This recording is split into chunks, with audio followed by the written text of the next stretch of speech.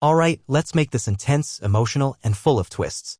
Here's and I'll keep every part gripping and unpredictable. The night before she left, Megan sat across from me at the dinner table, swirling a glass of wine in her hand, eyes darting to her phone every few minutes.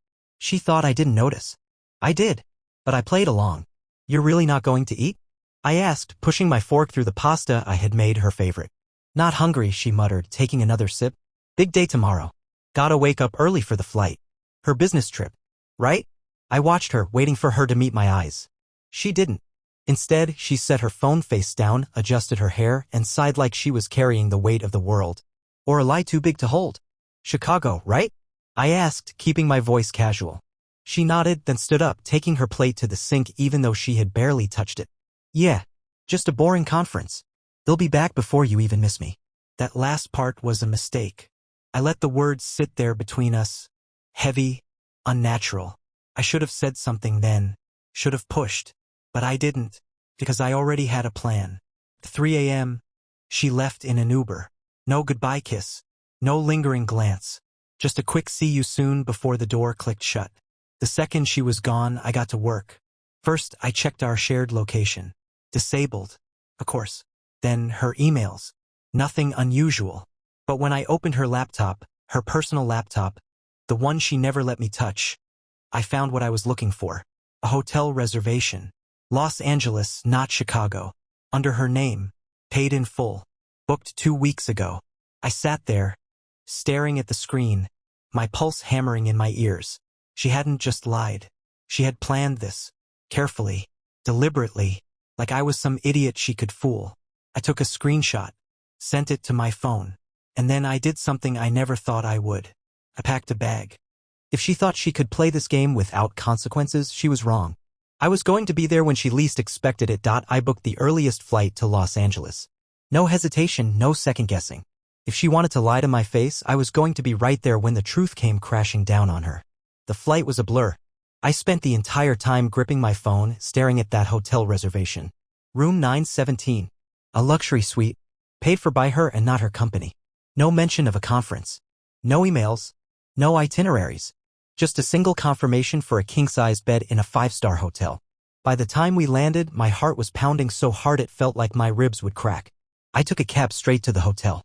The lobby was polished, sleek, the kind of place where businessmen and influencers sip overpriced cocktails by the pool. I didn't belong there, not with my backpack, my wrinkled shirt, my hands balled into fists at my sides. But I walked in anyway, straight to the front desk. Hi, my wife checked in earlier today. Room 917, I said, keeping my voice even. I lost my key. Could I get a new one? The woman behind the desk hesitated. I'm sorry, but for security reasons. I slid my phone across the counter, showing her the reservation.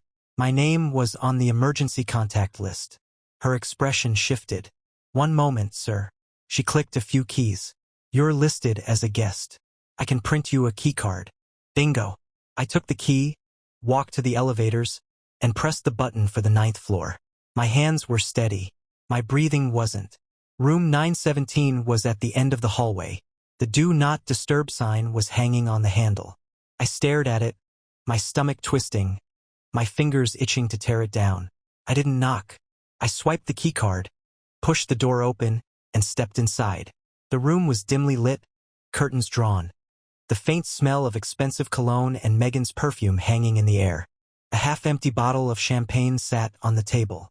2 glasses, clothes, his and hers, tossed over the back of a chair. And then there they were, Megan and him. She was wrapped in a hotel robe, sitting on the bed, laughing at something he had just said. The man, tall, dark-haired, shirtless, was standing by the window, holding a drink, grinning at her like she was his. For a moment, they didn't notice me. Then Megan turned her head. Her smile froze. The glass slipped from her hand and shattered against the floor. I didn't say a word. I just stood there, watching as her face drained of color, watching as her mouth opened and closed like she was struggling to breathe. And then she whispered the only thing she could manage. Jesus Christ. I took a slow step forward, my voice calm, steady, deadly. Going to introduce me, Megan? Megan shot up from the bed so fast the robe slipped off one shoulder, exposing the deep red marks on her skin. His hands had been there. I felt something cold settle in my chest. But I didn't react. Not yet. The man, whoever the hell he was, didn't move. He just stared at me, eyebrows raised, still holding his drink like this was some kind of joke. Megan swallowed hard. Jake, what are you doing here? I finished for her. Oh, I was just in the neighborhood. Thought I'd drop by. Since Chicago was a little far. Her eyes widened. She knew. She knew I knew. I stepped inside, letting the door swing shut behind me. Megan took half a step back, her legs bumping the edge of the bed. The guy finally spoke, his voice smooth, unbothered. Look, man. I didn't even glance at him. Don't. Silence. I looked at Megan, letting the moment stretch, letting her feel the weight of it. She had two choices, lie or confess. I already knew which one she'd pick. Jake, it's not what it looks like. I actually laughed. Couldn't help it. Not what it looks like. She was standing in a hotel room, half-dressed, with some guy sipping whiskey like he owned the place. What, were they just having a deep intellectual conversation while topless? Not what it looks like. I repeated, stepping closer. So what is it, Megan? Because from where I'm standing, it looks like you just threw away our entire marriage for him. She flinched like I had slapped her. The guy, her little side piece, sighed and set his drink down. All right, this is getting out of hand, he muttered, running a hand through his hair. Like I was the one causing problems. I turned to him, finally giving him my attention. You got a name? His jaw tightened. Nick, I echoed. You married? A pause. No. Kids? Another pause. No. I smiled, but there was no humor in it. Then you don't know what you just stepped into. Do you? Megan hissed, her voice low, urgent. Jake, stop it. Just let me explain. I'm listening. She inhaled sharply. I was going to tell you. I swear. It just happened. I didn't plan this. You have to believe me. I nodded slowly. So, you didn't plan the hotel, the trip, the lies, the fact that you told me you were in a different state. She paled. Who booked this room, Megan? Silence. I already knew the answer. You know what's funny? I said, my voice quieter now. I had this whole moment on the flight where I thought, maybe I'm wrong. Maybe I'll walk in and see her working, and I'll feel like an idiot. But then I stepped through that door, and guess what? I gestured around the room. No laptops, no notes, no conference schedules. Just you and Nick. Megan's breathing turned shaky. Jake, please, I held up a hand. No, I want to hear it. I want you to tell me why. Why throw away 8 years? Why lie so easily? Why act like I wouldn't find out? She didn't answer, because there was no good answer. Nick, the home-wrecking bastard, sighed like this whole thing was beneath him. Look, dude, maybe we should all just... I cut him off. Nick, let me ask you something. He frowned. What? Did she tell you she was married? Silence. Megan's breath hitched. Nick's face darkened. That pause told me everything. I exhaled slowly. Wow. So, you didn't even know. Megan's eyes snapped to Nick, panic creeping in. Nick, he took a step away from her, rubbing his jaw, realization sinking in. You told me you were divorced. I let out a low, sharp chuckle. Yeah? What else did she say? That I was abusive? That I cheated first? That we were separated? Nick didn't answer. Megan was shaking now. Jake, please? Can we just go somewhere and talk? I let that hang in the air for a moment. Then I turned, walked over to the small fireplace in the corner of the room and pulled something from my bag. A manila folder. I tossed it onto the bed. Megan flinched when it landed. You should open it, I said. She didn't move. Nick looked between us. What is this? I tilted my head. Why don't you take a look? Megan's hands trembled as she reached for it. When she flipped it open, a stack of papers slid out. Her mouth fell open. She looked up at me, eyes wild. What the hell is this? I crossed my arms. Divorce papers. Already signed on my end. I had them drawn up last week. Call it a precaution. Her breathing stuttered. Nick whistled low under his breath. Damn. I looked her dead in the eyes, my voice cutting through the thick silence. You can have him, Megan. You already made your choice. And then, without another word, I turned and walked out of the room. Megan's voice hit me before the door even had a chance to close. Wait. I didn't. I stepped into the hallway, my pulse still hammering in my ears, but before I could take 2 steps, I heard the shuffle of bare feet against carpet, the rush of movement behind me. Then, her hand, cold, desperate, it gripped my wrist. Jake, please? She pleaded, her voice raw now, shaking.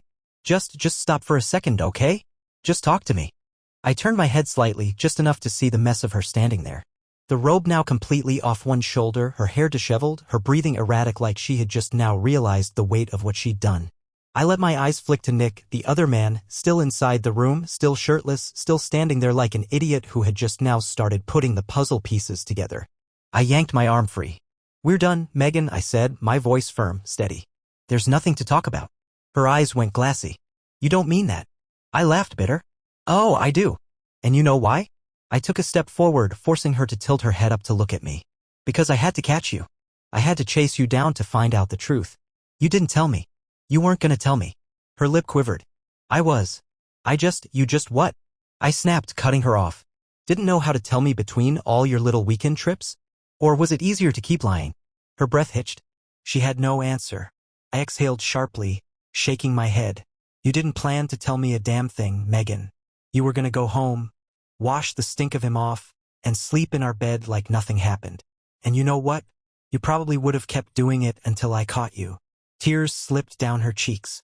I didn't care. Nick finally spoke, stepping closer to the doorway. "Megan, maybe we should—" I turned on him so fast he actually stepped back. You don't get to have an opinion here," I said, voice low, sharp. "You didn't even know she was married. That's how much she respects you." That shut him up. Megan let out a shaky sob, reaching for me again. "Jake, please, I swear. I never wanted to hurt you. I just got lost." I scoffed. "You didn't get lost, Megan. You made a choice. A choice to lie, a choice to cheat, a choice to treat me like an idiot. This is the consequence." She was full-on crying now, but I felt nothing. Not pity, not sadness, not even rage anymore. Just a hollow kind of relief, because I saw her for what she really was. "You know what's funny?" I said after a beat. "The night before you left, I actually made your favorite dinner. You barely touched it, couldn't even sit through a meal with me, and the whole time you were probably thinking about him." Her face twisted in pain, like she couldn't stand hearing it out loud, like she hadn't actually expected me to call it what it was. "But it's fine," I continued, nodding, exhaling slow. "You made your choice, and I just made mine." She shook her head violently, gripping my arm again, harder this time. "No, Jake, no. You can't just walk away like this. I messed up, I know I did. But we can fix this." I gave her a look so blank, so cold. She actually shrank back. "You don't get to destroy something and then decide you want to fix it," I told her. And then, for the first time since I had arrived, I smiled. "Besides," I added, pulling something else from my pocket, "I already got my revenge." Megan frowned, her tear-streaked face crumpling in confusion. I waved the item slightly, her wedding ring. Her eyes widened. It was cut in half. Her breath came out shaky. "What? How?" I shrugged. "Did it last night? Went to a jeweler, told him I wanted it melted down. Kept a little piece for myself. The rest?" I let my eyes flick to the fireplace in her hotel room. Then I tossed the broken ring inside. It landed in the flames with a soft hiss. The moment Megan saw it, she let out a broken, guttural scream. I turned without another word. And this time, when I walked away, she didn't stop me. I walked straight out of that hotel, stepping onto the sidewalk like I had just left a business meeting. Like I hadn't just watched my marriage burn in a 5-star suite. It was done. The air outside was cooler than I expected, crisp in a way that made my skin prickle. But I didn't feel anything. Not the wind, not the ache in my chest, not the last echoes of Megan's scream ringing in my ears. I just kept walking. I didn't stop until I reached a small coffee shop down the street. Some overpriced hipster place with soft jazz playing from hidden speakers and baristas who looked like they judged every order. I stepped inside anyway. The woman behind the counter barely looked up. "What can I get you?" I stared at the menu for a long moment before finally answering. "Black coffee." She punched it in. "For $1.50. I pulled out my wallet and paused. My credit card was missing. I frowned, flipping through the slots. Nothing. Just my debit card and a couple of crumpled bills. Weird. I was sure I had it this morning. I dug into my pockets, checked my phone case, nothing. Had I left it in the hotel? On the plane? No. That didn't make sense. I took a slow breath, something cold slithering up my spine. Then I pulled out my banking app. And there it was. A $2,300 charge made just 30 minutes ago. The description? Hotel suite upgrade. I stared at it. And then very, very slowly I smiled. Megan. That conniving, desperate, backstabbing woman. She knew she had lost. She knew I was done. And her first instinct? To punish me. I exhaled through my nose, amused. Because I already knew what she was trying to do. She wasn't trying to steal money. No, this was personal. This was her throwing a tantrum, thinking she could make me lose control, make me come running back for one last fight. Nice try. I paid for my coffee in cash, sat at the corner table, and let myself enjoy the moment. Then, once I finished my drink, I stood up, stepped outside, and pulled out my phone. One call. That's all it took. Within 20 minutes, my bank had reversed the charge and completely froze our joint accounts. Megan was officially locked out of everything. Her cards? Declined. Her spending money? Gone. The only thing she had left was whatever cash she had on hand. And knowing her? That wouldn't last long. I leaned against the wall of the cafe, sipping the last of my coffee as I waited. Because I knew it was coming. 5 minutes later, my phone rang. Megan's name flashed across the screen. I smiled. And let it go to voicemail. The second call came 30 seconds later. Then a third. Then a fourth. By the time Megan tried for the fifth time, I was already on my way back to my hotel, a new sense of calm settling over me. It was hilarious, really. The second she realized she had no access to our money, she went into full-blown panic mode. I could picture it, her standing in the hotel lobby, trying to book another night in her upgraded suite, only for her card to get declined. Her face twisting in horror, her mind scrambling for excuses. Oh, she must have thought it was a mistake. She must have really believed she could call me, cry a little, fake some remorse, and I'd come running back to fix it. I smiled to myself. Not this time. When I reached my hotel room, I tossed my bag onto the bed, stretched my arms over my head, and finally checked my voicemail. 3 messages. I pressed play. The first one was all fake sweetness. Jake, hey, I think there's something wrong with my card. I just tried to check out of the hotel and it keeps declining. Can you call me back? Please? I think the bank made a mistake. I snorted. A mistake. Right? I played the next one. The sweetness was already cracking. Jake, I don't know what you did, but this isn't funny. You need to call me back. Right now. I leaned back against the headboard, enjoying this. Then I hit play on the last one. And there it was, the meltdown. You son of a. The beginning of the sentence was cut off by a sharp inhale, like she was physically stopping herself from screaming into the phone. You froze my accounts? Are you insane? I have no money, Jake. None. I can't even get a damn cab to the airport. You can't just do this to me. I smiled, listening to her rage, her voice shaking with frustration. She wasn't crying anymore. No more sad, broken pleas. Just pure, blind fury that I had taken away her control. Call me back. Now. Or I swear to God, you will regret this. The voicemail ended. I tossed my phone onto the bed and stretched my legs out, feeling more relaxed than I had in months. Regret? She really thought she could still threaten me? After everything? Oh, Megan. I almost felt bad for her. Almost. She had spent so long playing games, so long weaving her web of lies, that she actually thought she could win. That I'd be another pathetic husband who'd bend over backwards to fix her mess. But this wasn't a game anymore. She had lost. I let out a slow, satisfied breath, closed my eyes for a moment, and then, just for fun, I sent her a text. Figure it out. Then I turned off my phone, set it on the nightstand, and went to take the best shower of my life. By the time I got out of the shower, the hotel room was silent. No vibrating phone, no missed calls, no desperate texts, just the low hum of the air conditioning and the faint sound of traffic outside. I dried off slowly, taking my time, feeling something I hadn't felt in a long time. Peace. Megan was out there, somewhere in LA, stranded without money, without options. And for the first time since this nightmare started, I didn't care. I should have cared, right? 8 years together. A house. A life. But standing there, fresh out of the shower, towel wrapped around my waist, staring at my own reflection in the mirror, I felt nothing. Or maybe I felt something else. Freedom. I grabbed a t-shirt from my bag, pulled it over my head, and finally, switched my phone back on. 10 missed calls. 4 voicemails. 3 texts. I smirked. There it is. I didn't bother listening to the voicemails. I already knew what they were. But the texts, those were interesting. The first one was pathetic. Jake, please. I'm sorry. I know I messed up. Okay? Just talk to me. Please. Don't do this. The second one was angrier. I don't know what kind of sick satisfaction you're getting from this, but you're being a real asshole right now. And the third? The third was exactly what I was waiting for. I'll tell you the truth. Everything. Just talk to me. I leaned against the desk, rubbing my chin. The truth? Megan didn't know how to tell the truth. She only knew how to tell the version of the truth that benefited her. But still, I was curious. What exactly did she think she could say to fix this? I sat down, cracked my knuckles, and finally typed out a reply. Where are you? The dots appeared immediately. Then at the hotel. In the lobby. I can't leave. I don't have cash for a cab. I laughed under my breath. God, she really thought she could play the helpless victim. I grabbed my wallet, pocketed my keycard, and stood up. Time for one last conversation. 20 minutes later, I stepped into the hotel lobby. And there she was. Sitting in the farthest corner, arms crossed, pissed. Her hair was a mess. Her makeup was smudged. Her expensive silk dress, the one she had probably worn for him, was wrinkled like she had been sitting there for hours. And when her eyes locked onto mine, they burned. I took my time walking over. I wanted her to feel it, the shift. She wasn't in control anymore. I was.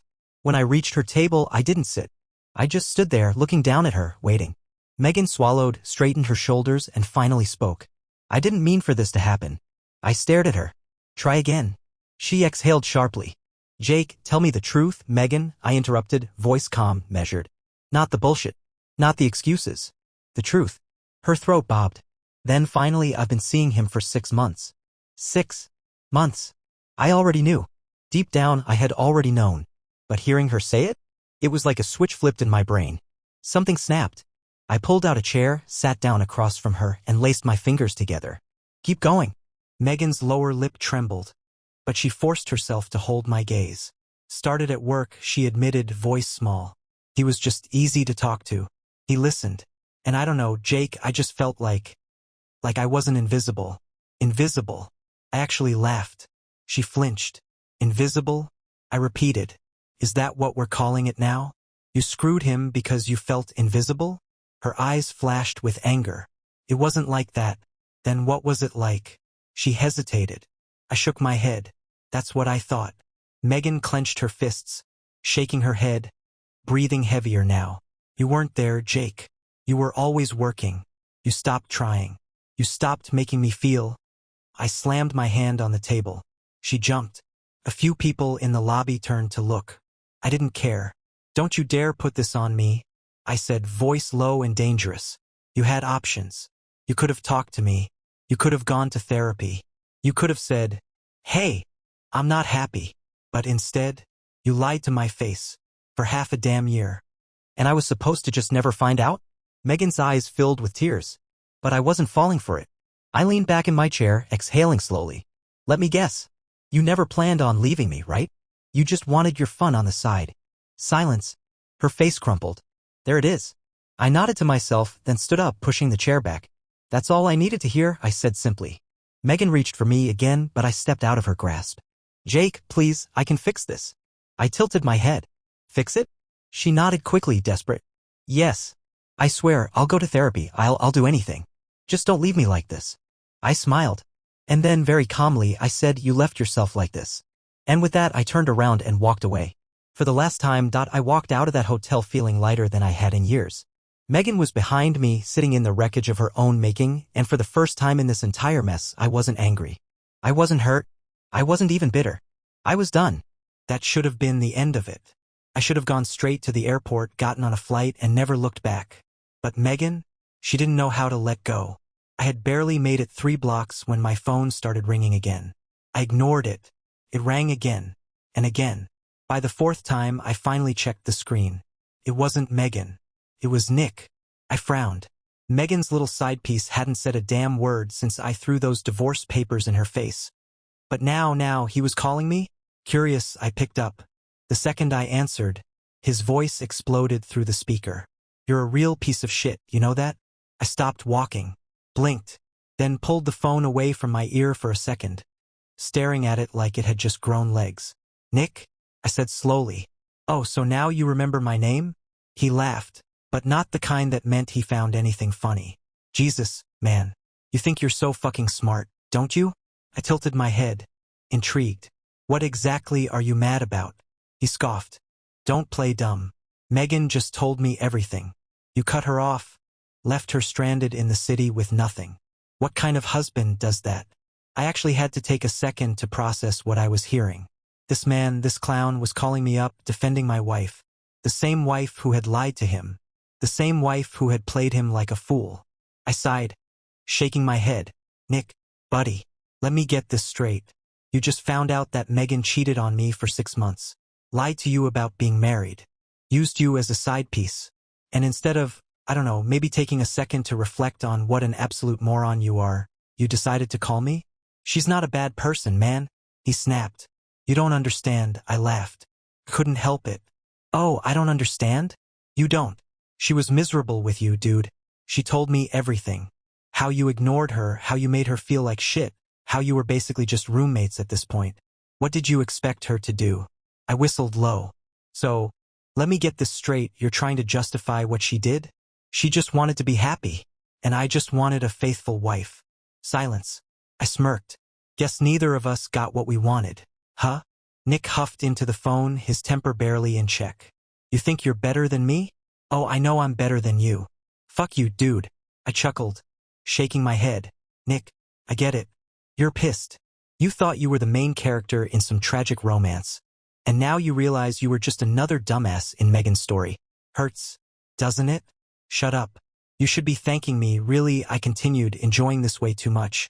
I saved you from wasting any more time on a woman who doesn't give a shit about you. Because let's be honest, if she'd do this to me, she'd do it to you. Nick didn't answer. I hit a nerve. Good. I exhaled, stretching my neck. Now, if you're done embarrassing yourself, I've got a flight to catch. Yeah? Well, fuck you, man. She doesn't need you. She's better off without you. I grinned. Then why are you the one calling me? Click. He hung up. I tucked my phone back into my pocket, still smiling. Because the best part? I knew that the second Nick got off the phone, he was going to start thinking. Thinking about how quickly Megan had turned to him for help. Thinking about how easily she had switched her sob story from me to him. Thinking about how she had used him. And once that thought settled in, she'd lose him too. I turned the corner, flagged down a cab, and finally headed to the airport. By the time my plane touched down back home, I had exactly one voicemail waiting for me. Not from Megan. From her sister. I sat in my parked car outside our house, my house now, just staring at my phone, debating whether I even wanted to hear what she had to say. Megan's sister, Emily, was one of the few people in her family I actually liked. She was blunt, sharp, and had always been weirdly protective of me.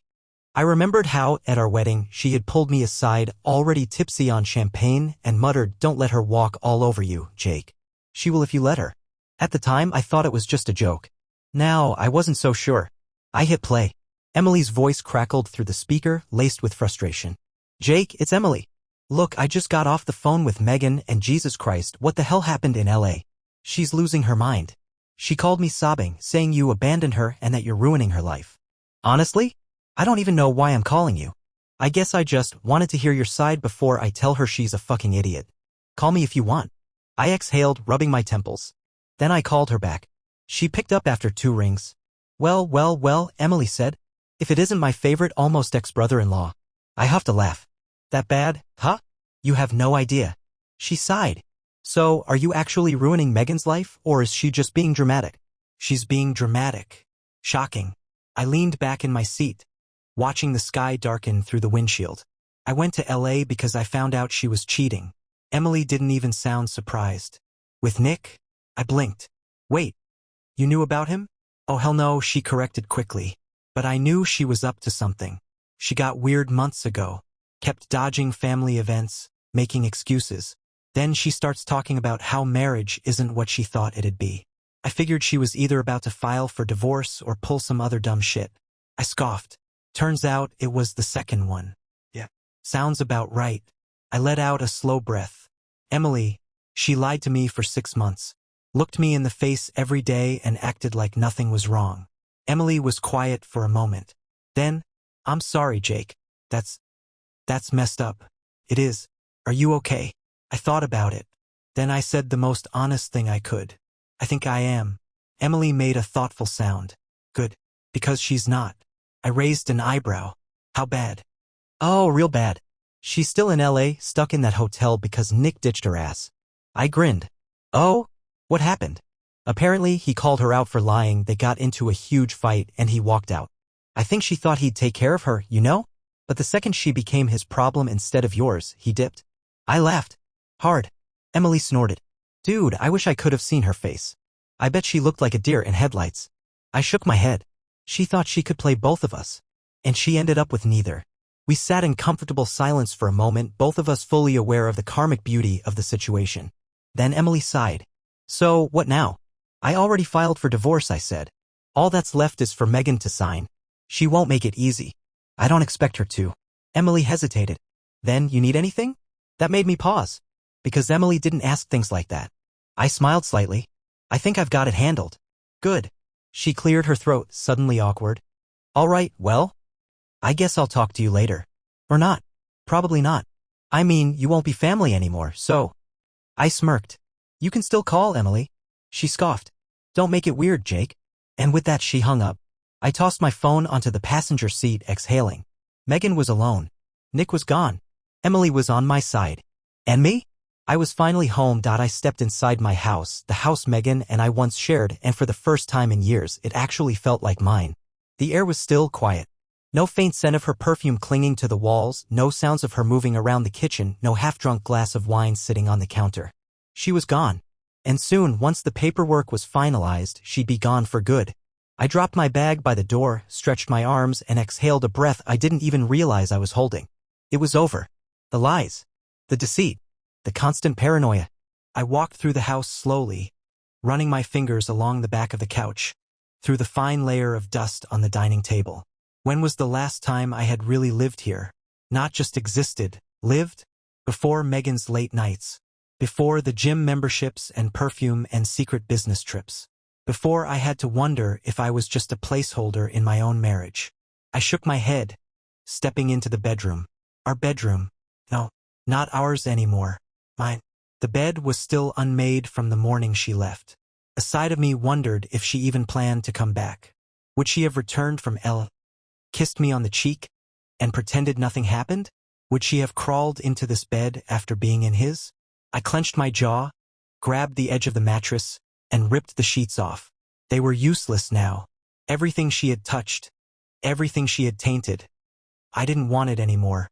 I dragged the sheets, the pillows, even the damn comforter out to the backyard, dumping them into the fire pit.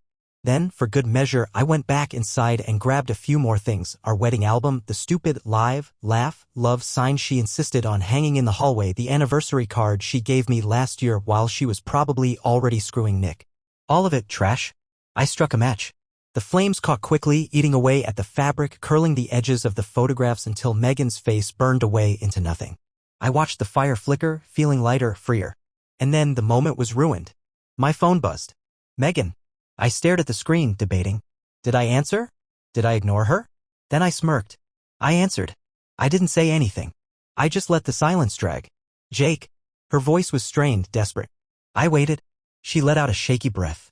I signed the papers. That caught me off guard. I had expected a fight. A battle. But no. She had surrendered. I leaned against the patio railing, watching the fire die down. That's good to hear. Another pause. Then, can we talk? I laughed. Actually laughed. Talk? About what, Megan? Her breath hitched. I don't know. I don't want to end things like this. I stared at the embers. Like what? With you, hating me. I took a slow breath, rolling my shoulders back. And then finally, I told her the truth. I don't hate you, Megan. She let out a soft, broken sound like she actually believed there was hope. Then I crushed it. I nothing you. Silence. And that's when she knew. There was no coming back from this. No fixing it. No rebuilding what she had set on fire the moment she let him touch her. I hung up, blocked her number. Then I stepped back inside, closing the door on her, on the past, on everything. And for the first time in a long, long time, I was free.